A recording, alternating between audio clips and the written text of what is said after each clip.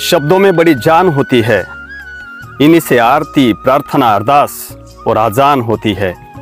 ये दिल के समंदर के वो मोती है, जिससे इंसान को इंसान की पहचान होती है। भाषण ही एक अशी कला आहे जिच्या अयोग्य वापरामुळे महाभयंकर महायुद्धही घडून येऊ शकतात आणि या भाषण कलेच्या सुयोग्य वापरामुळे लोककल्याणकारी व्यवस्थाही निर्माण होऊ शकते। एवढं पराकोटीचं सामर्थ्य भाषण कलेच्या ठायी आहे। म्हणून आपल्या भारत देशामध्ये म्हटलं जातं पहा की शतेषु जयते शूरः सहस्रेषु च पंडिताः वक्ता दश सहस्रेषु दाता वानावा। म्हणजे 100 लोकांमध्ये एखादा शूर असतो, हजारामध्ये एखादा पंडित असतो, 10,000मध्ये एखादा वक्ता असतो आणि दाता हा विरळात असतो। म्हणजे एवढं मोठं मानाचं स्थान भाषण कलेला आपल्या या भारतीय संस्कृतीमध्ये आहे। भाषण कलेच्या माध्यमातून आपण आपले विचार व भावना एकाच वेळी लाखो लोकांच्या हृदयापर्यंत घेऊन जाऊ शकतो। या भाषण कलेच्या माध्यमामधून आपण आपले विचार, आपली छाप एकाच वेळी लाखो लोकांच्या हृदयावरती पाडू शकतो आणि ज्यांना ही भाषण कला अवगत आहे त्या व्यक्तिमत्वामधून सकारात्मक ऊर्जेचं तेज कायम झळहळत असतं। म्हणून असे प्रतिभाशाली वक्ते या महाराष्ट्रामध्ये घडले जावेत यासाठी या भाषण रंग यूट्यूब चॅनलनं हा ज्ञानयज्ञ आरंभ केलेला आहे। या ज्ञानयज्ञामधून भाषण कसं करावं, भाषणाची सुरुवात कशी करावी, स्टेज डेअरिंग कशी वाढवावी, असे वेगवेगळे विषय या चॅनलच्या माध्यमातून आम्ही तुमच्यापर्यंत घेऊन येत आहोत। तर तुम्ही महाराष्ट्रामधल्या कोणत्या जिल्ह्यामधून हा चॅनल पाहत आहात हे आम्हाला कमेंट करून सांगा, म्हणजे आम्ही महाराष्ट्रातल्या कोणत्या भागामध्ये पोहोचत आहोत हे आमच्या लक्षामध्ये येईल। तर नमस्कार बांधवांनो, मी आहे आम्ही घडवतो सभा गाजवणारा वक्ता या भाषण प्रशिक्षण कार्यशाळेचा प्रशिक्षक आणि आपण पाहतात भाषण रंग। जास्तीचा वेळ न लावता आपण थेट विषयाला सुरुवात करूया। भाषण कलेमध्ये तरबेज होण्यासाठी कोणकोणते गुण माणसाच्या अंगी असले पाहिजेत या साऱ्या गुणांची आज आपण या विषयाच्या माध्यमातून सविस्तर चर्चा करणार आहोत। भाषण कलेमध्ये तरबेज होण्यासाठी लागणारा पहिला गुण म्हणजे आत्मविश्वास आणि मनाची तयारी। आपण पाहतो की मंचावरती भाषण द्यायला जायचं म्हटलं की पाय थरथर करायला लागतात, छातीत धडधड व्हायला लागते, घसा कोरडा पडतो, आवाज कापरा बनतो, धरधरून घाम येतो आणि अनेक प्रश्नांचा भडीमार आपल्या मस्तकामध्ये सुरू होतो। म्हणजे मला भाषण करता येईल का, मी भाषण करायला लागलो तर लोक मला हसणार तर नाही ना, मी माझं जर भाषण चुकलं तर लोक काय म्हणतील, मी उभा राहिल्याच्या नंतर माझं भाषण विसरल का, असे अनेक प्रश्न आपल्या मस्तकामध्ये वादळ निर्माण करत असतात। मग हे वादळ आपल्यामध्ये निर्माण होऊ नये आणि आपण मंचावरती आत्मविश्वासानं बोललं पाहिजे, यासाठी आपण काय केलं पाहिजे? तर यासाठी महत्त्वाची गोष्ट आहे ती म्हणजे मनाची तयारी। आणि मग ही मनाची तयारी करत असताना आपण एक गोष्ट प्रकर्षानं केलं पाहिजे, आपल्याला ज्या विषयावर बोलायचं आहे त्या विषयावर अभ्यास करणाऱ्या लोकांची आपण भेट घेतली पाहिजे आणि त्या विषयावरती आपण या अंगानं चर्चा केली पाहिजे। चर्चा करत असताना त्यामधून मुद्दे आपण नोट करून घ्यायचे आणि त्या मुद्द्यावरती आपल्या भाषणाची रचना करायची।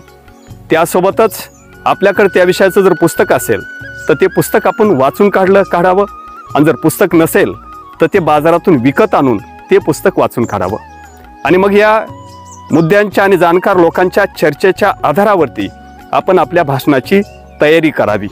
आणि आपण जे भाषण तयार करत आहोत ते भाषण तयार करत असताना त्या भाषणाची सुरुवात, त्या भाषणाचा मध्य, त्या भाषणामध्ये घ्यायचे असलेले मुद्दे आणि त्या भाषणाचा शेवट अशी रचना करावी आणि रचना करून या भाषणाची तयारी करावी, म्हणजे आपला आत्मविश्वासही वाढतो आणि मंचावर जाऊन बोलण्याची मनाची तयारी होते। म्हणजे भाषण कौशल्यामध्ये तरबेज होण्यासाठी आत्मविश्वास आणि मनाची तयारी हा सर्वात महत्त्वाचा आणि पहिला गुण आहे। भाषण कलेमध्ये तरबेज होण्यासाठी लागणारा दुसरा गुण म्हणजे खूप जास्त सराव। आपण पाहतो की सराव हा माणसाला परिपूर्ण बनवतो। या भाषणाचा सराव कसा करायचा याबद्दलची माहिती आम्ही स्टेज डेअरिंग कशी वाढवावी या व्हिडिओमध्ये दिलेली आहे। म्हणजे आपण मित्रासमोर आपल्या भाषणाचा सराव केला पाहिजे। आपण आपल्या भाषणाचा सराव आरशासमोर केला पाहिजे. आणि आरशासमोर आपण आपला सराव करत असताना त्या विषयामधील वेगवेगळे भाव आपल्या चेहऱ्यामध्ये आणले पाहिजेत. जर विषय हा रागीटपणाचा जर असेल तर आपल्या चेहऱ्यावरती रागीटपणा आला पाहिजे. विषय जर विनोदाचा असेल तर आपल्या चेहऱ्यावरती विनोद हास्य आलं पाहिजे. आपला चेहरा जर आनंदाचा असेल तर आपला चेहरा हा प्रसन्न आणि आनंदी असला पाहिजे. आपला जर विषय हा आक्रमक असेल तर आक्रमकपणे आपल्या चेहऱ्यावरती भाव आले पाहिजेत. आणि आपला जर विषय गंभीर असेल तर गंभीर भाव आपल्या चेहऱ्यावरती आले पाहिजेत. आणि हे भाव सरावाने तयार होत असतात. जेव्हा आपण आरशासमोर तयारी करत असू त्यावेळेस आपण आपल्या चेहऱ्यावरचे असे भाव आपण बदलले पाहिजे. एवढं सरावाच्या अंगानं या गोष्टी आपल्या अंगीकारायला सोप्या जातात. आपण पाहतो की जगातील सर्वात प्रभावशाली वक्ता हिटलरकडं पाहितलं जातं. आणि हा जो हिटलर आहे हा हिटलर आरशासमोर सराव करायचा आणि बाहेर वातावरणामध्ये जाऊन त्याचा मित्र जो होता जोसेफ गोबेल्स याच्या समोर हा सराव करायचा.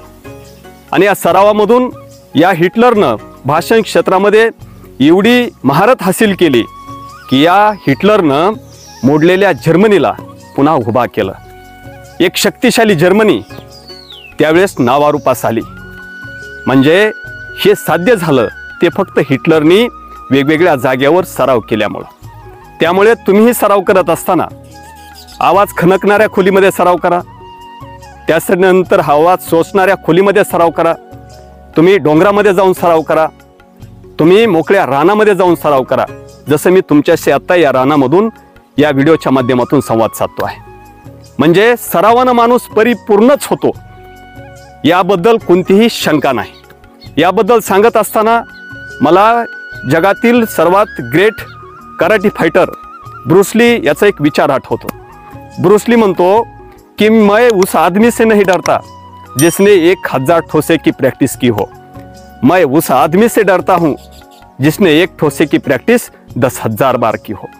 म्हणजे एकाच गोष्टीवरती वारंवार सराव करून ज्याने प्रभुत्व मिळवलं आहे त्या माणसाची मला भीती वाटते, हे म्हणणं आहे ब्रूस लीचं.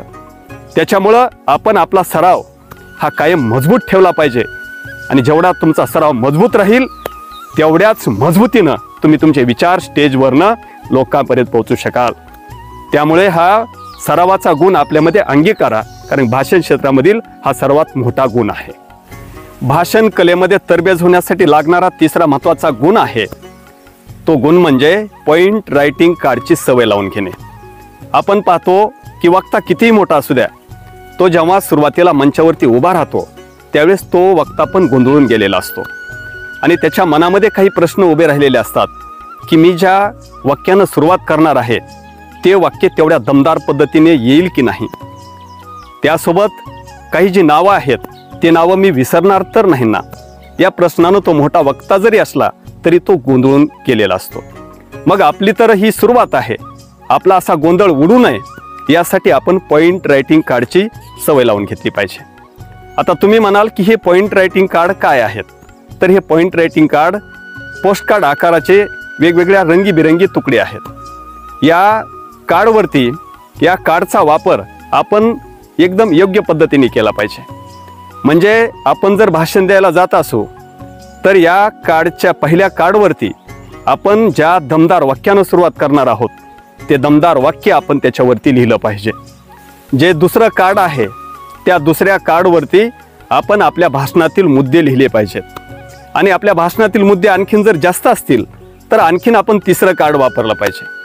आणि जे चौथं कार्ड आहे त्या चौथ्या कार्डवरती आपले जे भाषण आहे त्या भाषणाचा पूर्ण सारांश त्यावरती लिहिला पाहिजे.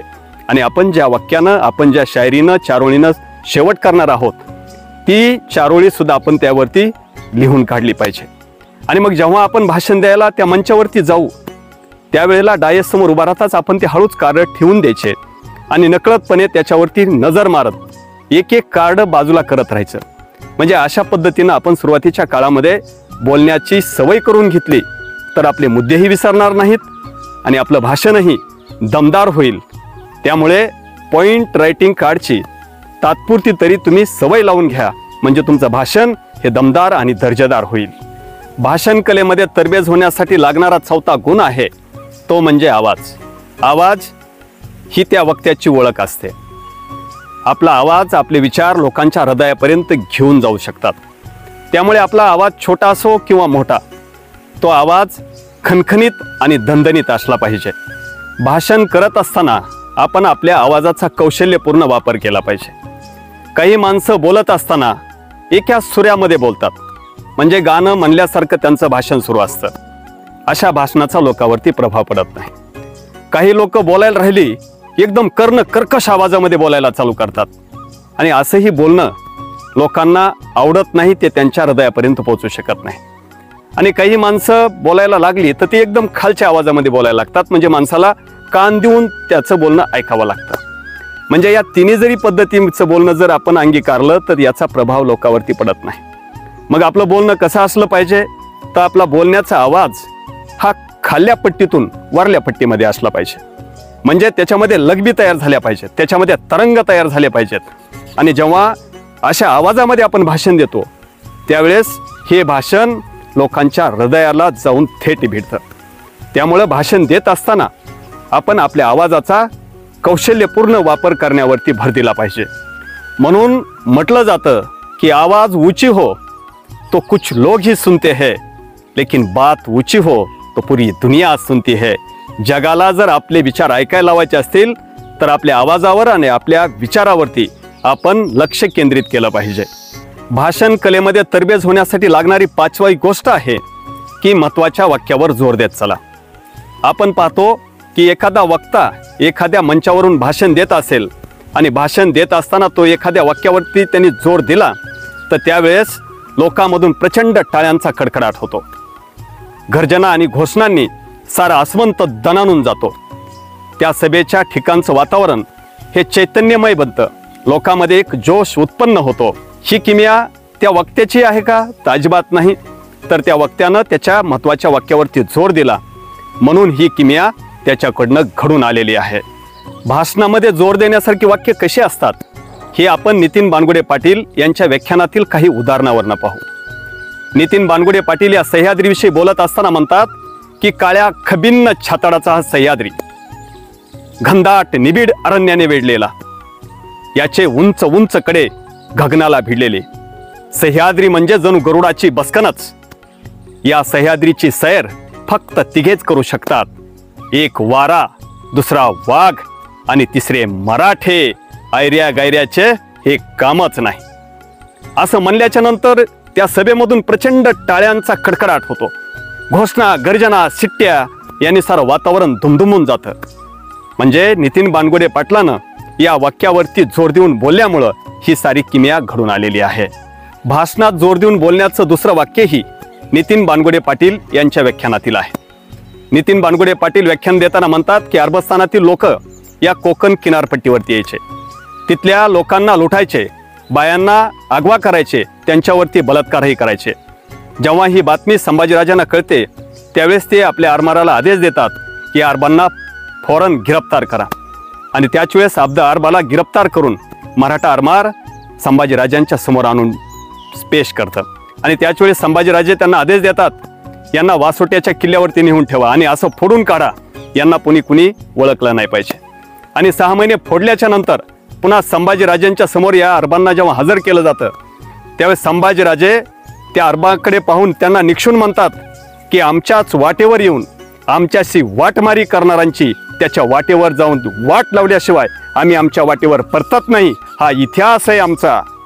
आणि असं म्हणताच टाळ्यांचा कल्लोळ होतो. म्हणजे ही किमया घडली ही महत्त्वाच्या वाक्यावर जोर दिल्यानं. त्यामुळे तुम्ही भाषण करत असताना महत्त्वाच्या वाक्यावरती जोर देत चला. नक्कीच आम्ही विश्वासाने सांगतो की तुमचं भाषण हे जोरदार झाल्याशिवाय राहणार नाही. भाषण कलेमध्ये तरबेज बनवण्यासाठी लागणारी 6वी गोष्ट आहे अभ्यास.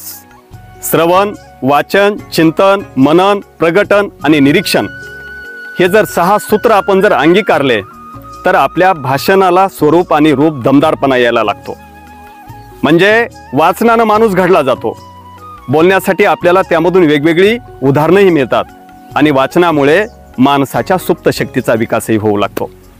आपल्याकडे म्हटलं जातं की पुस्तकं ही अज्ञानाच्या सागरामधून प्रकाशाच्या किनाऱ्याकडे घेऊन येणारी झाजं आहेत. पुस्तकासारखा शांत संयमी शिक्षक या जगामध्ये दुसरा कोणीही नाही. त्यामुळे आपण कायम वाचत राहिलं पाहिजे. त्यासोबतच आपण ज्या ज्या जागेवर जाणार आहात त्या जागेवर जात असताना आपण वेगवेगळं निरीक्षण नोंदवलं पाहिजे. ते निरीक्षण आपल्या भाषणामध्ये वापरायला सोपं जातं आणि आपल्या कामालाही येतं. आणि या भाषण क्षेत्रामध्ये काम करत असताना निरंतर अभ्यास करत राहा. अभ्यासाशिवाय पर्याय नाही. अभ्यासाने माणसाला परिपक्वता येते. तुकोबाराय म्हणतात ना एके ठिकाणी की असाध्य ते साध्य करीता सायास कारण अभ्यास तुका म्हणे. त्यामुळे भाषण कलेमध्ये आपल्याला जर तरबेज व्हायचं असेल तर आपण अभ्यासाचा व्यसंग धरला पाहिजे. जेवढा आपला अभ्यास जास्त असेल तेवढंच प्रभावी भाषण आपलं होत राहील. ही गोष्ट आपण लक्षामध्ये ठेवली पाहिजे. भाषण कलेमध्ये तरबेज होण्यासाठी लागणारी 7वी गोष्ट आहे की वेळेचे बंधन पाळा. काही लोकांच्या हातात माईक गेला की त्यांना काय बोलावं किती बोलावं याचं कसलंही भान राहत नाही. थोडक्यात माईक हातात आला की त्यांना मायकेरिया नावाचा आजार झाल्याशिवाय राहत नाही. आणि मग हे असं बोलत असताना लोक काही चुळबुळ करायला लागतात, काही आळुके पिळुके द्यायला लागतात, काही जांभळेही द्यायला लागतात, काही मोबाईल काढून त्यामध्ये बघायला लागतात. म्हणजे एकदम ते वातावरण एकदम कंटाळवाणे आणि रटाळ होऊन जातं. म्हणजे माणसानं बोलायला उभा राहिलं ना तर मुद्द्याचं बोललं पाहिजे. जास्त पल्लाळ लावून अजिबात बोललं नाही पाहिजे. या बोलण्यामुळे आपण फर्स्ट क्लास वक्त्या म्हणून प्रभाव पडण्याच्या ऐवजी थर्ड क्लास वक्ता म्हणून लोकांवरती आपला प्रभाव पडतो. त्यामुळे आपण पल्लाळ न लावत वेळेच्या बंधनामध्ये आपण बोललं पाहिजे. समजा आपल्याला एखाद्या लावणीच्या उद्घाटनासाठी बोलवलं आणि त्या उद्घाटनाच्या वेळेला आपण उद्घाटन केलं आणि भाषणाला उभा राहिलो आणि त्यावेळेस आपण जर भाषण जवळजवळ अर्धा तास जर द्यायला लागलो तर लोकांच्या भावना काय असतील. लोक आलेले आहेत लावणी ऐकायला आणि तुम्ही त्यांचं तिथं विनाकारण वेळ घेत आहात. त्यावेळेस नक्कीच लोकांमधून आपल्याकडे दगडांचा किंवा शिव्यांचा मारा झाल्याशिवाय राहणार नाही. त्यामुळे आपण भाषण देत असताना आपण कोणत्या जागेवरचा वक्ता आहोत त्या अंगानं वेळेच्या बंधनामध्ये राहून आपण आपलं भाषण दिलं पाहिजे. कारण वेळेचं बंधन हे तरबेज वक्ता होण्यामधील सर्वात महत्त्वाचा गुण आहे. भाषण कलेमध्ये तरबेज होण्यासाठी लागणारी 8वी महत्त्वाची गोष्ट आहे की प्रसंगावधान राखून बोलणं.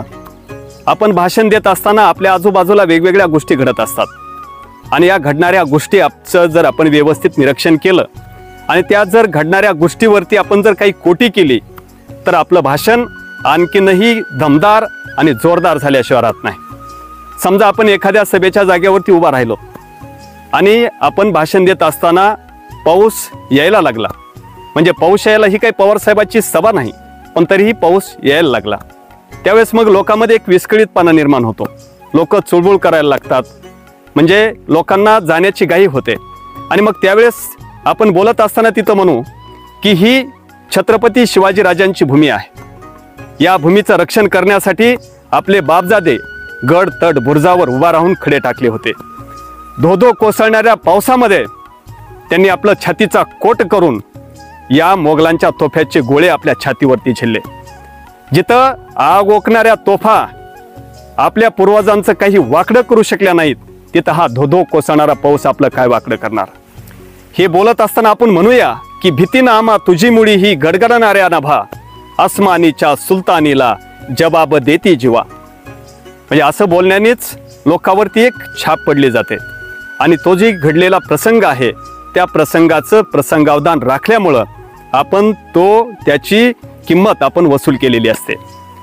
म्हणजे आपण बोलत असताना अशा ज्या काही घटना घडल्या जातात या घटनेच्या बद्दल आपण प्रसंगावधान राखलं पाहिजे आणि आपण बोललं पाहिजे.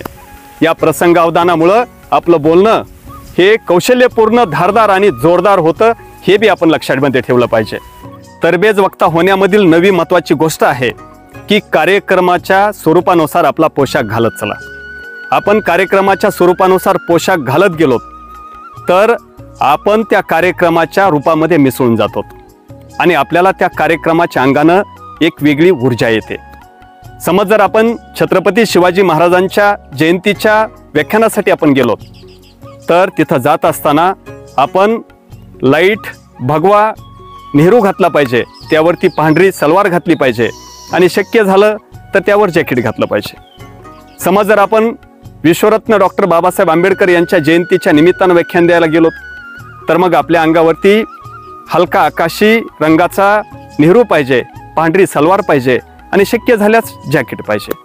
जर आपण शेतकरी मेळाव्याच्या अंगानं जर भाषण द्यायला जात असू तर त्या मेळाव्यामध्ये आपल्या अंगावरचा जो नेहरू आहे तो हलका हिरवा कलरचा असला पाहिजे, त्यावरती पांढरी सलवार पाहिजे आणि शक्य असल्यास इथं जॅकेट घातलं पाहिजे. आणि जर आपण कॉलेजच्या विद्यार्थ्यांमध्ये भाषण द्यायला जात असू तर तिथं मात्र व्यवस्थित शर्टिंग केलेल्या फॉर्मल कपड्यामध्ये आपण तिथं गेलं पाहिजे आणि त्यांच्याशी आपण संवाद साधला पाहिजे, त्यांच्यासोबत भाषण केलं पाहिजे.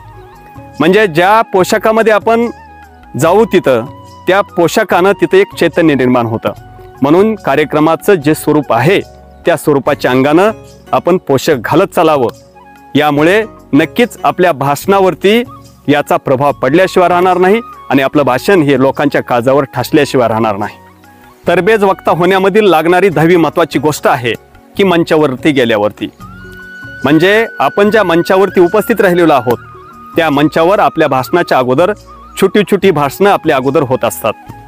ती भाषणं होत असताना आपण ती भाषणं काळजीपूर्वक ऐकून घ्यायची, त्यामधले काही पॉईंट्स नोटही करून घ्यायचे आणि जेव्हा मग हा सूत्रसंचालक आपलं नाव घेईल त्यावेळेला उठत असताना आपण घाई गडबड करायची नाही. नाव पूर्ण उच्चारून झाल्यावर एकदम दमदारपणे आणि रुबाबात आपण आपल्या जागेवरनं उठायचं आणि दमदार पावलं टाकीत एकदम विजयी मुद्रेनं लोकांकडे पाहत पोडियम समोर उभा राहायचं.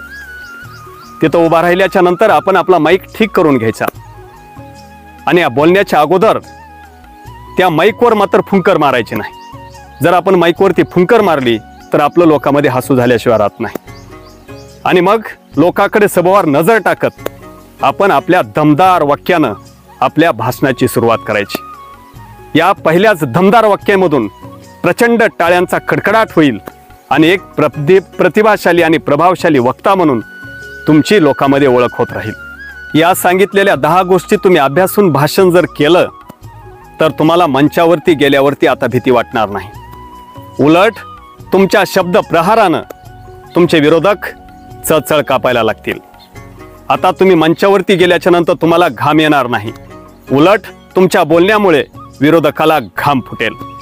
आता या तुमच्या तयारीमुळं तुमच्या छातीत धडधड होणार नाही, उलट तुमच्या या बोलण्यामुळं विरोधकाच्या छातीमध्ये धडधड व्हायला लागेल. आता तुम्हाला या भीतीमुळं दरदरून घाम येणार नाही, उलट तुमच्या या बोलण्यामुळे विरोधकाला घाम सुटेल. आता तुमच्या तोंडाला कोरड पडणार नाही, उलट तुमच्या या तयारीमुळे विरोधकाच्या तोंडचं पाणी पडलं जाईल. या सांगितलेल्या गोष्टी पद्धतशीरपणे पूर्ण तयारीनं याची तयारी करा आणि जोरदार वक्ता बना. तर मित्रांनो, ही सांगितलेली माहिती तुम्हाला कशी वाटली हे कमेंट करून सांगा. व्हिडिओ जर आवडला असेल तर एक लाईक नक्की करा आणि असेच व्हिडिओ मिळवण्यासाठी या चॅनलला सबस्क्राईब करून ठेवा. तर पुन्हा भेटूया नवीन दिवशी नवीन माहितीसोबत. तोपर्यंत जय हिंद, जय महाराष्ट्र.